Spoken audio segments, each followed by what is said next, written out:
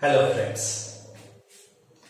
Next solution का video जो लेकर हम आपके लिए आए हैं वो कोलिगेटिव प्रॉपर्टी। इसको बताने से पहले हमने आपको प्रीवियस वीडियोस में जो आपको बताया था मोलैरिटी, कंसंट्रेशन, एक्सप्रेसिंग यूनिट, उससे रिलेटेड कुछ एनसीईआरटी के क्वेश्चंस है जो घर पे रह करके आप इसको ट्राई करिए, क्योंकि 11th स्टैंडर्ड में भी ये सब चीजें पढ़ाया गया है आपको। अगर क्वेश्चन इंटेक्स क्वेश्चन देखेंगे एनसीईआरटी के 2.1 to 2.5, इसको आप घर पे देखिए, जो भी दिक्कत हो आप इसको बताइएगा। 2.4, 2.5, 2.8 ये एक्सरसाइज के क्वेश्चन है। मोलैरिटी, मोल फ्रैक्शन, इनसे रिलेटेड क्वेश्चन है। इनको घर पे रह करके आप ट्राई करिएगा। अगर आपको दिक्कत होती है तो आप कमेंट करिएगा, फिर उसको जो है नेक्स्ट वीडियो में जब न्यूमेरिकल प्रॉब्लम लेकर आएंगे तो उसमें आपको सॉर्ट आउट करेंगे। आज का जो हमारा वीडियो का टॉपिक है कोलिगेटिव प्रॉपर्टी। कोलिगेटिव प्रॉपर्टी को बताने से पहले तो आपको हम ये बताते हैं कि कोलिगेटिव वर्ड डिराइव्ड है लैटिन वर्ड से, और को मीन्स होता है टुगेदर, लिगेयर मीन्स होता है to bind. Ligare means to bind, यानी जब पार्टिकल एक दूसरे से बाइंड करते हैं, पार्टिकल एक दूसरे से बाइंड करते हैं। तो इसको डिफाइन हम लोग सीधे सीधे कैसे करते हैं? Those property which depends upon the amount of substance. Amount of substance पे जो डिपेंड करता है उसी को हम लोग कोलिगेटिव प्रॉपर्टी कहते हैं। यानी the property which depends upon the amount of substance but does not depends upon the nature of substance. यानी जो पार्टिकल का नेचर है उससे मतलब नहीं है, पार्टिकल कैसा है इससे कोई मतलब नहीं, अमाउंट ज्यादा है कम है उसी पे कोलिगेटिव प्रॉपर्टी डिपेंड करेगा। तो हमने इंट्रोडक्टरी वीडियो में बताया था आपसे कि कोलिगेटिव प्रॉपर्टी 4 होती हैं। आज हम आपको relative lowering in vapour pressure और एलिवेशन इन बॉइलिंग पॉइंट, इन दोनों के बारे में बताएंगे। तो थोड़ा सा क्विक रिस्पॉन्स देते हुए आपको चलते हैं। जैसा कि आपको हमने बताया था relative lowering in vapour pressure. Vapour pressure of solution में हमने आपसे बताया था कि प्योर सॉल्वेंट में जब नॉन वोलेटाइल सॉल्यूट ऐड करते हैं तो सॉल्यूशन का वेपर प्रेशर कम होता है, और जब सॉल्यूशन का वेपर प्रेशर कम होता है तो उससे रिलेटेड हमने राउल्ट्स लॉ लिया था। अगर आपको याद हो relative lowering in vapour pressure के टर्म में तो हमने लिया था PA not according to Raoult law. ये आप पढ़ चुके हैं, इसको पीछे के वीडियो में आप देख सकते हैं। अकॉर्डिंग टू राउल्ट्स लॉ तो आप साइड कर रहे हैं इसलिए क्योंकि दोनों जिससे हो सके PA not minus PS upon PA not is equal to Z. ये इक्वेशन आपने पढ़ा था। अगर आपको याद हो PA नॉट माइनस PS को हमने कहा था लोअरिंग इन वेपर प्रेशर, और अपॉन PA नॉट को हमने कहा था पूरे को मिलाकर relative lowering in vapour pressure, और JB जो है ये mole fraction of solute, JB mole fraction of solute. इस इक्वेशन को आपने वहां पे ऑब्जर्व किया था और इसके अकॉर्डिंग राउल्ट लॉ को आपने डिफाइन किया था, जो प्रीवियस वीडियो में आपने ऑब्जर्व किया है। तो आपको हमने यहाँ पे बताया, वहां पे बताया भी था कि जब नॉन वोलेटाइल सॉल्यूट ऐड करते हैं तो सॉल्यूशन का जो वेपर प्रेशर होता है वो कम हो जाता है। यानी कंपोनेंट का, प्योर कंपोनेंट का वेपर प्रेशर और सॉल्यूशन का वेपर प्रेशर दोनों का डिफरेंस ये लोअरिंग इन वेपर प्रेशर है, और पूरे को आप relative lowering in vapour pressure कह रहे हैं। इसी चीज को अगर हम लोग ध्यान दें, जो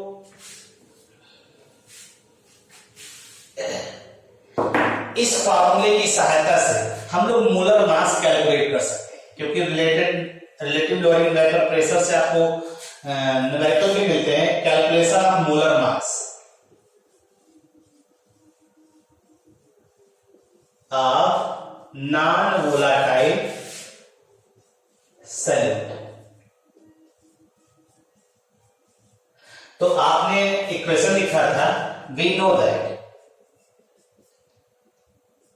PA not minus PS upon PA not equal to JB। ये क्या क्या चीजें हैं आपको हमने बताया था। ये vapour pressure of pure component है, ये वेपर प्रेशर ऑफ सॉल्यूशन है, और ये मोल फ्रैक्शन ऑफ सॉल्यूट है। तो आपको मालूम है JB जो होता है यानी वो होता है NB अपॉन NA और प्लस NB।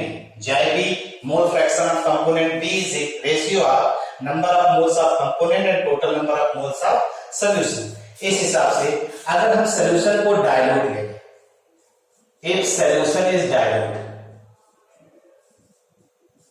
अगर डाइल्यूट होगा तो सोल्यूशन के अंदर जो सोल्यूट का अमाउंट होगा वो कम होगा, यानी NB is much smaller than NA, hence आप NB को नेग्लेक्ट कर देंगे, NB is neglected,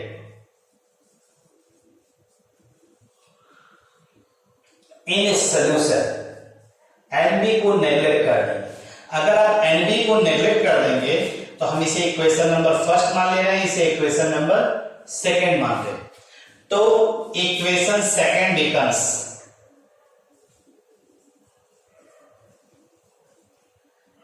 JB is equal to हो जाएगा NB अपान NA। ध्यान दीजिएगा NB को हम नेग्लेक्ट सोल्यूशन में कर रहे हैं, जब प्योर कंपोनेंट के रूप में तो उसे नेग्लेक्ट नहीं कर रहे हैं। NB जो है नंबर ऑफ मोल्स है और NB बराबर क्या होगा WB अपान NB और NA क्या होगा WA अपान NA। ये फार्मूला हो जाएगा। अगर इसी को उठा के रख देंगे तो JB इज इक्वल टू हो जाएगा, इसको उठा के रखिए यहाँ पे NA और NB के स्थान पे, तो JB बराबर हो जाएगा WB अपान NB WA और इंटू MA। ये JB की वैल्यू हो गई। अगर इसी JB की वैल्यू को हम ले लें, ये JB की वैल्यू हो गई, इसे इक्वेशन नंबर थर्ड मान लेते हैं। तो from equation first and third we get PA naught is equal to PA naught minus PS upon PA naught is equal to WB MA MB WB। ये आपका आ जाएगा फार्मूला, और इसी को अगर रीअरेंज करके आप लिखिए MB इज इक्वल टू आ जाएगा WB MA upon WA into PA not minus PS upon PA not.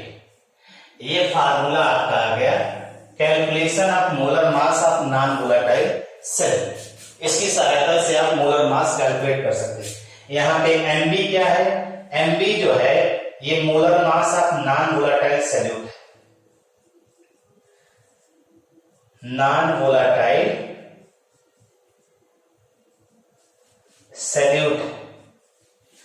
और MA क्या है, MA है molar mass of solvent. WA क्या है, मास ऑफ सॉल्वेंट है। WB क्या है, मास of non volatile solute. PA not क्या है, vapour pressure of pure solvent. और PS जो है ये vapour pressure of solution containing non volatile solute.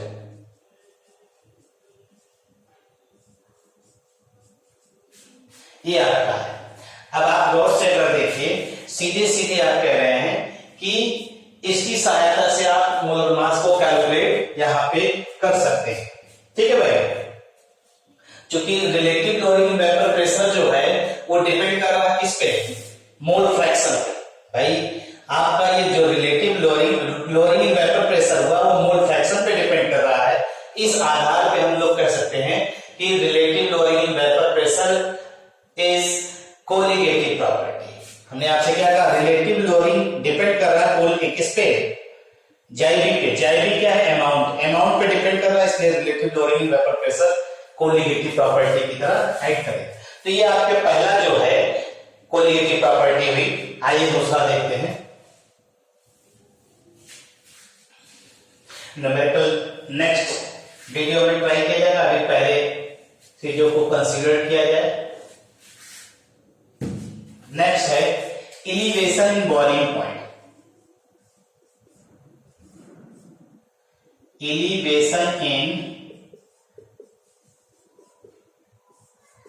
Boiling point, इसे डिनोट करते हैं हम लोग डेल्टा टीवी से। डेल्टा टीवी से डिनोट करते हैं। इलिवेशन इन बॉइलिंग पॉइंट क्या है? सबसे पहला टर्म इसमें बॉइलिंग पॉइंट। बॉइलिंग पॉइंट क्या होता है?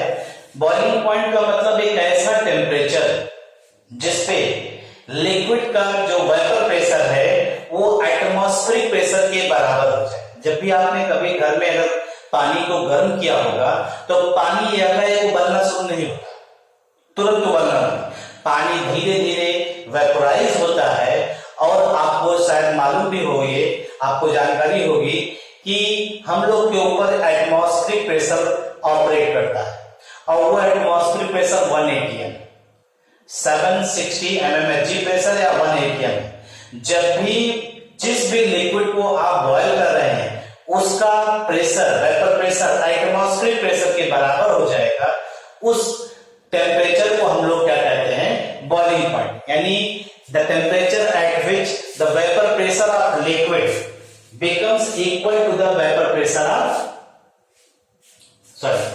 the temperature at which the vapor pressure of liquid becomes equal to the atmospheric pressure, that is called boiling point। यानी आपने लिया सॉल्वेंट लिया है, ये लिक्विड है,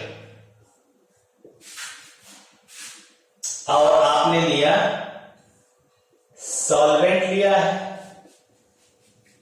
ये वेपर है।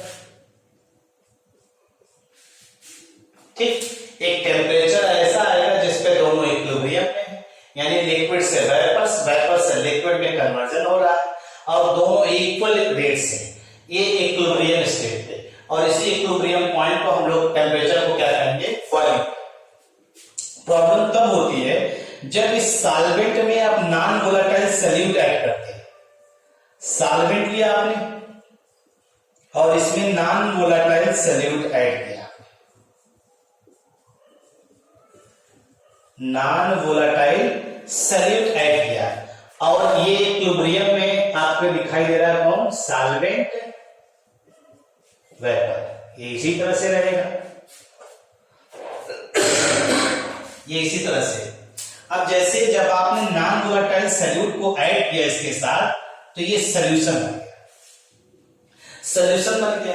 आपको शायद प्रीवियस वीडियो में याद होगा, जब वेपर प्रेशर ऑफ सॉल्यूशन हम लोगों ने पढ़ा था, तो हमने उसमें कहा था जब भी non volatile solute pure solvent में आप ऐड करते हैं तो जो सॉल्यूशन का वेपर प्रेशर होता है वो कम हो जाएगा। यानी ये देखिए, जैसे ये इक्विलिब्रियम आप देख रहे हैं कि सॉल्वेंट लिक्विड और सॉल्वेंट वेपर के बीच में इक्विलिब्रियम है, यहाँ इक्विलिब्रियम डिस्टर्ब हो जाएगा। यानी चूंकि वेपर प्रेशर कम होगा तो इधर से वेपर्स कम बनेंगे, तो कम बनेंगे तो ये इक्विलिब्रियम हम इसको डिस्टर्ब करें। इधर से एरो छोटा होगा, यानी इधर से वेपर्स कम जाएंगे और इधर से इक्विलिब्रियम उसी तरह से इसी तरह से रहेगा।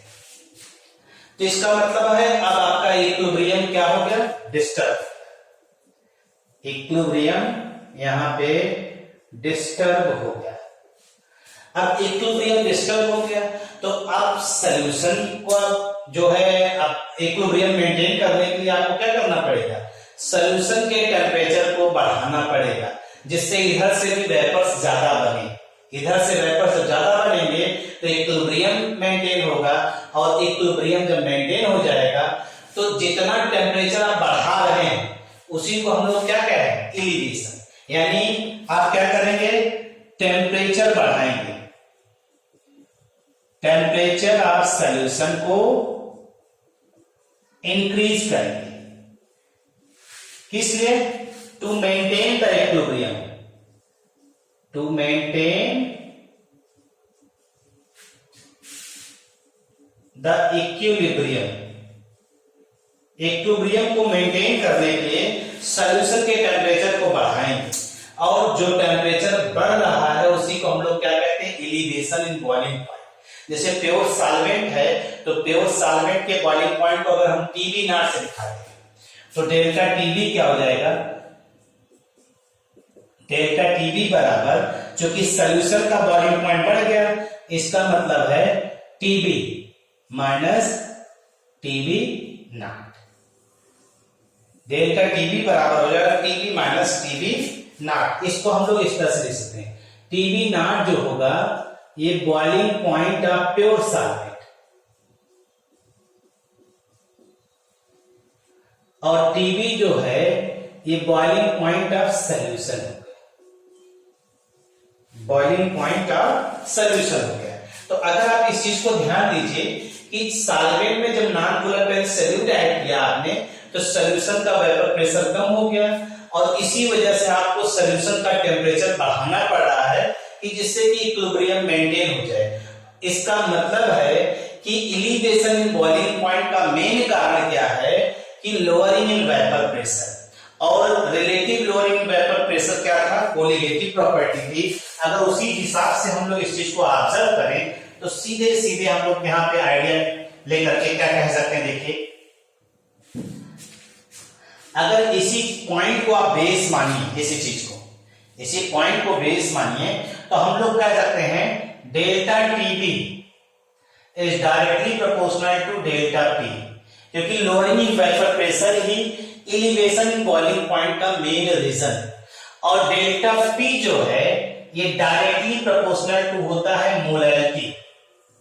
Delta P is directly proportional to molality होता है। इसको आप ऑब्जर्व कर सकते हैं, ये आपको आइडिया भी हो जाएगा। अगर आप राउल्स लॉ को फॉलो करते हुए जाएंगे तो इससे ये मिल जाएगा आपको। तो delta TB is directly proportional to क्या हो गया, मोलैलिटी। मोलैलिटी मतलब number of moles, amount of substance पे डिपेंड कर रहा है। Amount of substance directly proportional to delta TB, यानी अमाउंट की बात यहां पे हो रही है। अमाउंट डेल्टा टीबी के डायरेक्टली प्रोपोर्शनल है, दैट मींस हो गया delta TB is directly proportional to M. अगर प्रोपोर्शनल यहां पे हटाएंगे तो एक फार्मूला रिलेशनशिप आएगा और वो हो जाएगा kb into M. Delta TB is equal to kb into M, और kb को हम लोग पढ़ते हैं मोलर एलिवेशन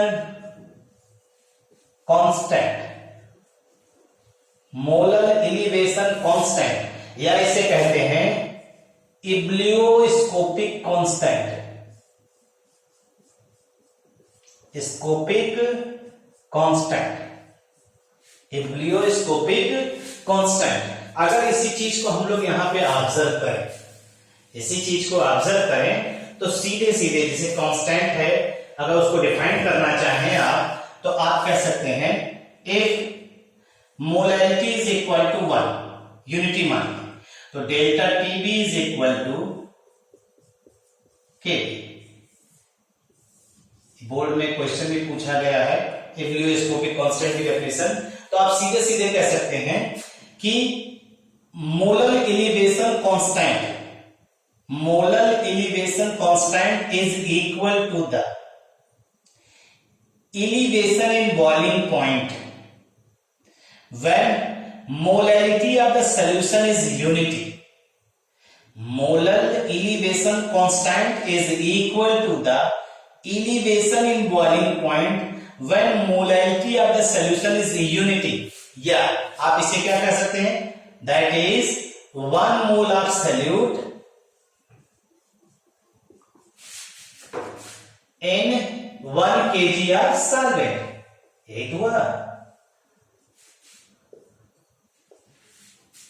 मोलैलिटी 1 का मतलब हुआ 1 मोल सॉल्यूट को आप 1 kg ऑफ सॉल्वेंट में डिसॉल्व कर रहे हैं। तो इस तरह से आप केबी को डिफाइन कर सकते हैं, केबी को यहां सीधे सीधे आप डिफाइन कर सकते हैं। Delta TB is equal to KB, और केबी हर सॉल्वेंट के लिए अपनी अलग अलग न्यूमेरिकल वैल्यू लेकर के आता है। अब इसी फार्मूले की सहायता से जो हमने यहाँ पे इक्वेशन नंबर इसको 1 मान लिया, इसी की सहायता से मोलर मास का कैलकुलेशन कर सकते हैं। Calculation of molar mass of non volatile solute.